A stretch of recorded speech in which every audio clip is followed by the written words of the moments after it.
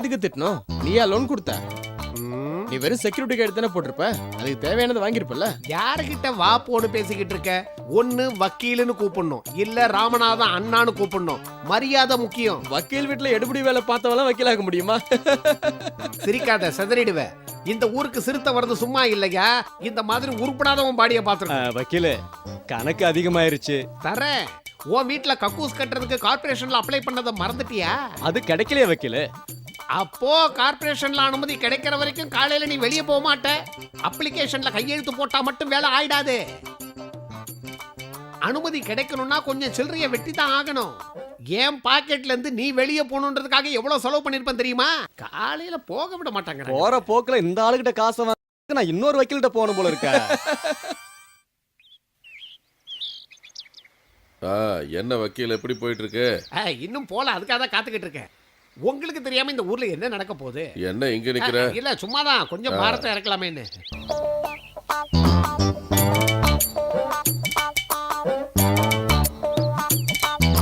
வக்கீலு, ஊர்க்காரங்க எல்லாம் டாய்லெட் கட்டிக்க கார்பரேஷன்ல அனுமதி வாங்கி தர. உன் வீட்டுல ஒரு டாய்லெட்டை கட்டிக்கலாம்ல வக்கீலு? அனுமதி எல்லாம் கிடைச்சாச்சு, ஆனா இந்த சுகம் கிடைக்காதுல்ல, அதனாலதான் இப்படி. போன முறை மணிமாறன சிறுத்தை அடிச்சதும் இந்த மாதிரி ஒரு புதருக்குள்ள இருந்துதான். சிறுத்தை கூட என்ன பார்த்துதானே பரிதாபப்பட்டு விட்டுரும். ஒருவேளை அதுக்கு நான் தான் தேவைன்னா புடிச்சிட்டு போட்டோம், விட்டுருங்க.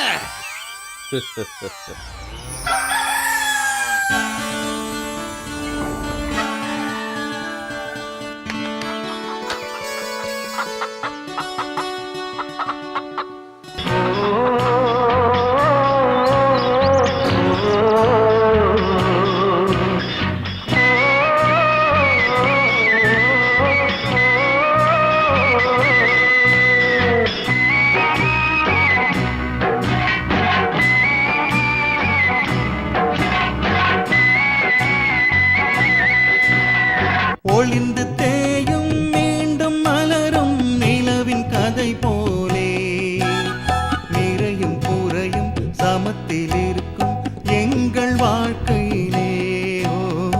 எங்கள் வாழ்க்கையிலே. அப்பா, வைத்தியரை பார்த்தா ஏதாவது சொல்லணுமா? சாகிறதுக்கு ஏதாவது மருந்து இருந்தா கொடுக்க சொல்லு. ஒரு முடமா இனி மூளையில வாழ என்னால முடியாது. அப்பா பேசாம இருக்க மாட்டீங்க? உங்க வாயில இருந்து வேற வார்த்தை வராதா? எல்லாத்தையும் கஷ்டப்படுத்திக்கிட்டு எதுக்காக நான் வாழணும்? குடும்பத்துக்கும் பாரம், பூமிக்கும் பாரம். உனக்கு எதாவது வாங்கணுமாக்கா? ஒண்ணும் வேணாம், இருட்டுறதுக்குள்ள நீ வீட்டுக்கு வந்தா போதும். தாமஸே, ஒரு விஷயம். இடது பக்கம் கட்டி இருக்கிற காலை கொஞ்சம் முரடு. வண்டியில தூங்குறா இருந்தா கொஞ்சம் ஜாக்கிரதை. வண்டியும் உன்னையும் தள்ளி விட்டுட்டு நடுக்காட்டுல நிக்க வச்சாலும் நிக்க வச்சிரும். என்கிட்ட அப்படிலாம் பண்ணாதுப்பா.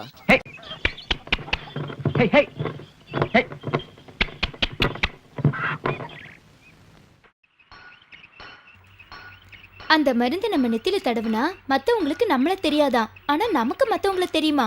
அப்படி ஒரு மருந்து இருக்கா பெரியப்பா? இப்படியெல்லாம் உங்ககிட்ட யாரு சொன்னா? தாமஸ் தான் என்கிட்ட சொன்னா. அந்த மருந்து எப்படி பண்ணணும்னு எழுதின புக்கு கூட அவன் வச்சிருக்கானா. ஆனா உடனே பண்ண முடியாதான், ரொம்ப கஷ்டமா. அப்ப அவன் அந்த மருந்து தயாரிக்க போறான்.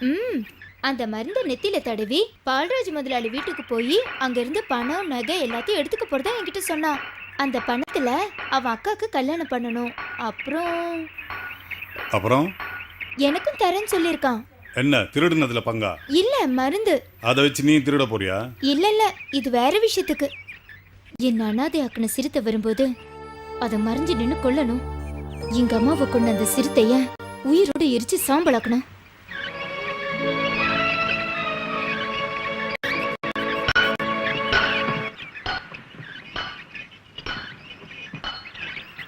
உருப்படியதா கொண்டு போகணுமா சந்தைக்கு? இருக்கு. குடுக்கறது கட்டுப்படி ஆகிறது இல்லைன்னு சொல்லு. பாகியா, அந்த கட்டை எடுத்து அவங்க கிட்ட கொடு. நீ ஏதோ மாய மருந்து கண்டுபிடிக்க போறியாமே? அதையும் உங்ககிட்ட சொல்லிட்டாளா? ஏன் சிரிக்கிற? என்கிட்ட போய் சொன்னியா? உனக்கு கொஞ்சமாவது அறிவு இருக்கா? எதுக்கு இந்த விஷயத்த ஊர்ல இருக்கவங்களுக்கு தண்டவரை போய் சொல்ற? இதை எல்லார்கிட்டையும் சொன்னா மருந்து வேலை செய்யாது. நம்ம 2 பேர் தவிர இந்த விஷயத்த வேற யாருக்கும் தெரியப்படுத்தக்கூடாது. ஆளுதான் வளர்ந்துருக்க, கொஞ்சம் கூட அறிவு இல்லை. சரி விடு, இனிமே இந்த விஷயமா யாருக்கிட்டையும் பேசாம இருந்தா போதும். மயிலெண்ணெய் விற்கிற வாசனுங்கிட்ட இதை பத்தி சொல்லியிருக்கேன். அவரும் உதவி செய்யறேன்னு சொல்லியிருக்காரு. சுத்தமா இருக்கிற மூலிகையில இருந்து தான் இந்த மருந்தை தயார் பண்ண முடியுமா? அதுவும் பொண்ணுங்க ஒரு நிமிஷம் கூட மனசுல நினைக்காம 30 நாள் தவா இருந்தா தான் இந்த மருந்தை செய்ய முடியுமா? மருந்து உனக்கு கிடைச்சதும் நம்ம 2 பேர் பேசின மாதிரி நடந்துக்குவே இல்ல. மருந்து உன் கைக்கு கிடைச்சதும் என்ன நட்டாத்துல விட்டுற மாட்டேல்ல?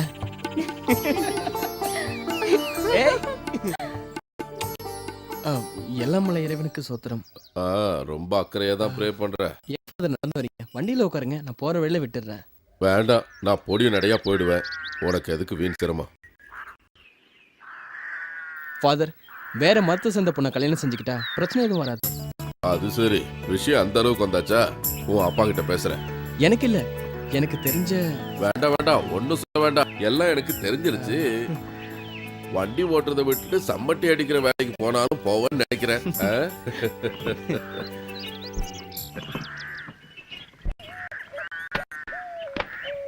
அவன் உனக்கு அந்த மருந்தை கொடுத்தா நீ அவனை கட்டிக்குவியா? கட்டிக்குவேன். அடிப்பாவி, உங்க பெரியப்பாவும் ஊர்க்காரங்களும் அதுக்கு சம்மதிக்கணுமே. நான் அவனுக்கு வாக்கு கொடுத்துட்டேன். அவன் மேல உனக்கு அவ்வளவு ஆசையா? என் அனாதை ஆக்குன அந்த சிறுத்தையை கொள்ள யார் உதவினாலும் நான் அவங்கள கட்டிக்குவேன். அப்படின்னா நம்ம ஊர்ல இருக்கிற சோமதத்தா உதவி செஞ்சா என்ன பண்ணுவ? அவரை கட்டிக்குவேன். பைத்தியமாடி பிடிச்சிருக்கு உனக்கு?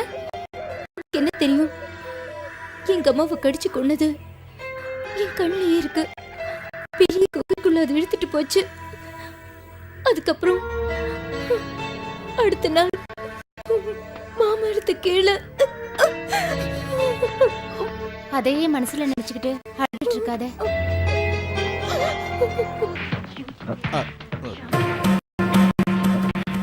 அது ஆண்ட்ரூ தான் வர சொல்லியிருந்தாரு.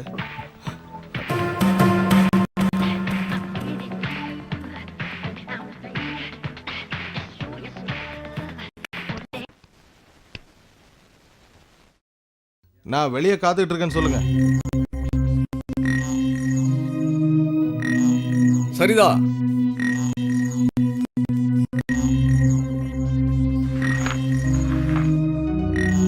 என்ன கண்ட கழுதைங்களை வீட்டுக்குள்ளாரியா உட்கார வைப்ப? ஆண்ட்ரூ தான் நேத்து வர சொன்னாரு. நான் கூட வேணான்னு தான் சொன்னேன். ஏன் இப்படி எல்லாம் பண்றான்? உள்ள வந்து உட்கார்ந்ததுனால என்னாச்சு? என்ன ஆச்சா? இந்த ஊர்ல நான் கௌரவமா வாழ்ந்துகிட்டு இருக்கேன். இது வரைக்கும் இவன மாதிரி ஆளுங்க இந்த வீட்டு வாசல மதிச்சது இல்ல. இந்த மாதிரி ஆளுங்களை நம்ம கூட வச்சிருக்கிறது நமக்கு தான் நல்லது. கொஞ்சம் காசை தூக்கி வீசினா என்ன வேணாலும் செய்வாங்க. உனக்கு தெரியுமோ தெரியாதோ, 25 வருஷம் கஷ்டப்பட்டு இன்னைக்கு இந்த நிலைமைக்கு நான் வந்திருக்கேன். நான் நியாயமா சம்பாதிக்காத 5 காசு என் கையில இல்ல. அதனாலதான் இவன மாதிரி ஆளுங்க சகவாசம் எனக்கு இருந்ததில்லை. இனிமேலும் இருக்கக்கூடாதுங்கிறது தான் என்னோட ஆசை. உங்க அப்பா ஏதோ நான் கள்ளக்கடத்தல் பிசினஸ் பண்ற மாதிரி பேசிட்டு போறாரு. கள்ளக்கடத்தலுக்காகவும் திருட்டு கேஸ்லயும் ஜெயிலுக்கு போயிட்டு வந்தாரு அந்த அந்தோணி. போலீஸ் கிட்ட இருந்து தப்பிக்கவும் முயற்சி பண்ணிருக்காரு. அந்த மாதிரி ஆளோட சேர்ந்து சுத்திட்டு இருந்தா பாக்குறவங்க என்ன நினைப்பாங்க? அடுத்தவன் நினைக்கிறதுக்காக என் வாழ்க்கையை நான் வாழல, எனக்காக.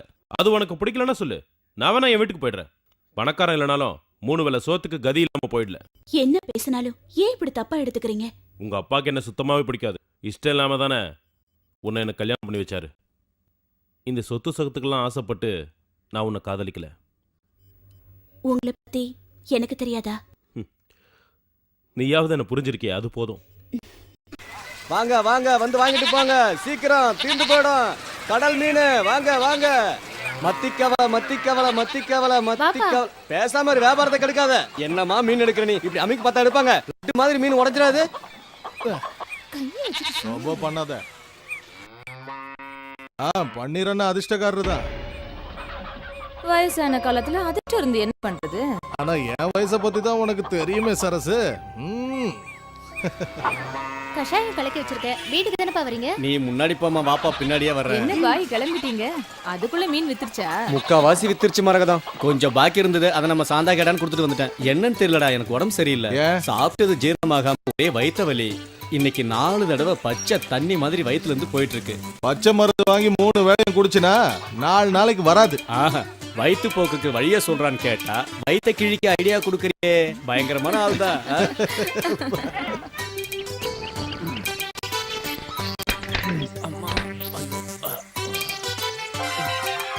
அவசர நேரத்துல இதை கேட்டு எவ்வளவு அவஸ்தையா இருக்கு.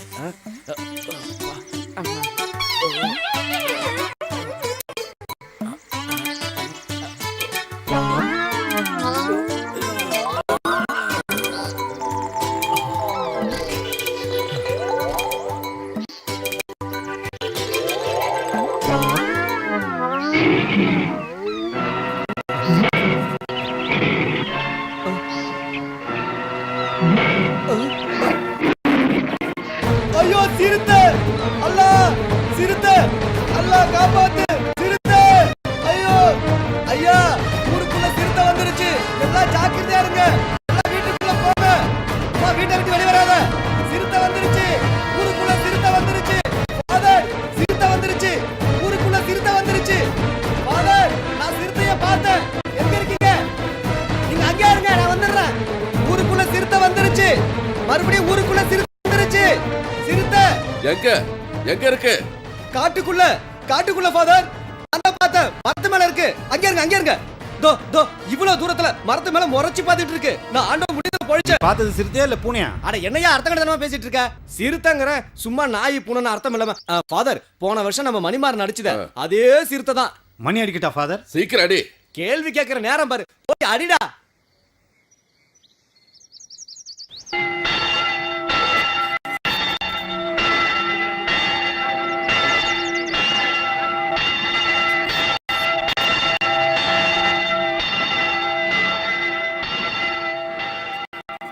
மதவண்ணே, சர்ச் பெல்லு தானே அடிக்குது. ஆமா வக்கீல். ஆஹா, குருவாயிரப்பா, போனது திரும்ப வந்துருச்சு நினைக்கிறேன். நான் போய் சொல்றேன். கோவிந்தா, கடையை மூடிட்டு வீட்டுக்கு போனா. சிறுத்தை வந்துருச்சு. சீக்கிரம் போங்க எல்லாரும். யாரும் நிக்காதீங்க, வேகமா போங்க.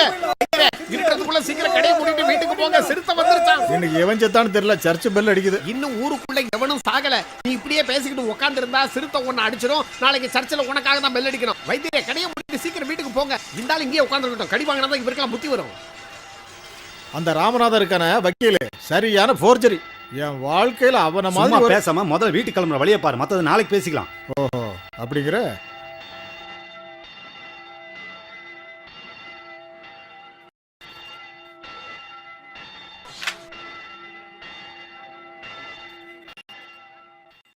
ஒளிந்து தேயும் மீண்டும் மலரும் நிலவின் கதை போலே நிறையும் குறையும் சமத்தில் இருக்கும் எங்கள் வாழ்க்கையிலே. ஓ, எங்கள் வாழ்க்கையிலே.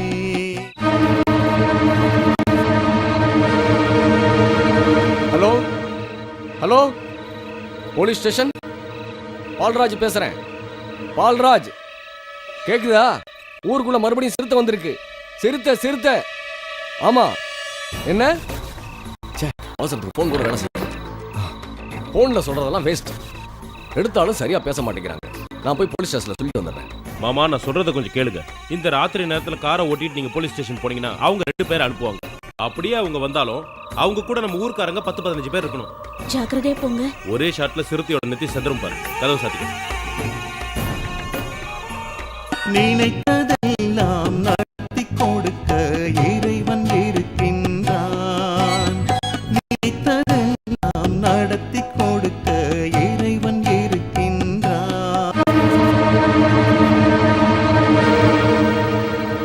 சரி, ஆமாம், சில நேரம் ஆகி வீடு வந்து சேரலையே. இருட்டுறதுக்கு முன்னாடியே வீட்டுக்கு வந்துடுன்னு சொல்லி தான் அனுப்புனேன். இந்த நேரத்துல நான் அவனுக்கு எங்க போய் தேடுவேன்? இருட்டினதுனால வர்ற வழியில் ஏதாவது ஒரு வீட்டில் தங்கியிருக்கும்.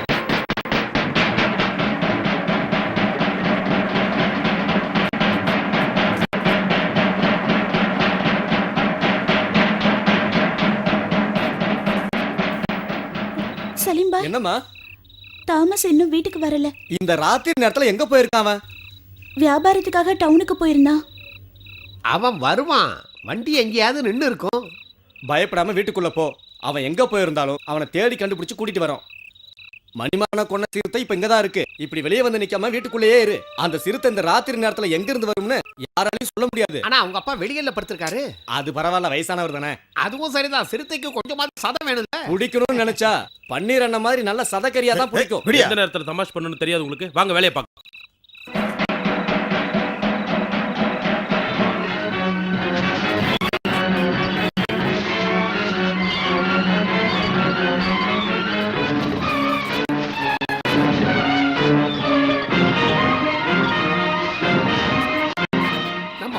எங்க காணோம்? கறி நல்லா இருக்குன்னு சொன்ன உடனே பின்வாங்கிட்டார் போல. சரியான தொடர்நடிங்க பையன்.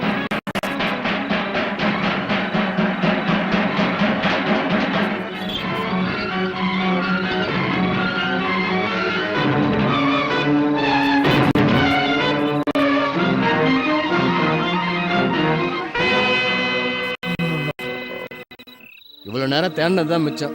சிறுத்தையோட காலடி கூட கண்டுபிடிக்க முடியல. ஒருவேளை சலிமனை நம்ம கிட்ட விளையாடுறாரா என்னமோ. கஷ்டமா இருந்தா போடாங்கிறது. இந்த மாதிரி விஷயத்துல யாராவது விளையாடுவாங்களா? 5 நேரம் தொழுகிற அந்த அல்லாமல சத்தியமா சொல்றேன், கண்ணால பார்த்தேன். அப்ப எங்க போச்சு? அதை என்ன கேட்டா? சும்மா மனுஷனை தூங்க விடாம. ச்சே. உன் தூக்கம் கெடுங்கிறதுக்காக அது உன் முன்னாடி வராது. அதுவா வரும்போது தான் நாம பிடிக்கணும். நீங்க 2 பேரும் தேவையில்லாம எதுக்கு சண்டை போடுறீங்க? தேடுவோம். அது இந்த ஊரை விட்டு எங்க போயிட போகுது? வாங்க இன்னும் கொஞ்சம் தூரம் போய் தேடுவோம். நீங்க வேணா போய் தேடுங்க, நான் வரல. நான் வீட்டுக்கு போய் தூங்க போறேன். போய் தூங்கு.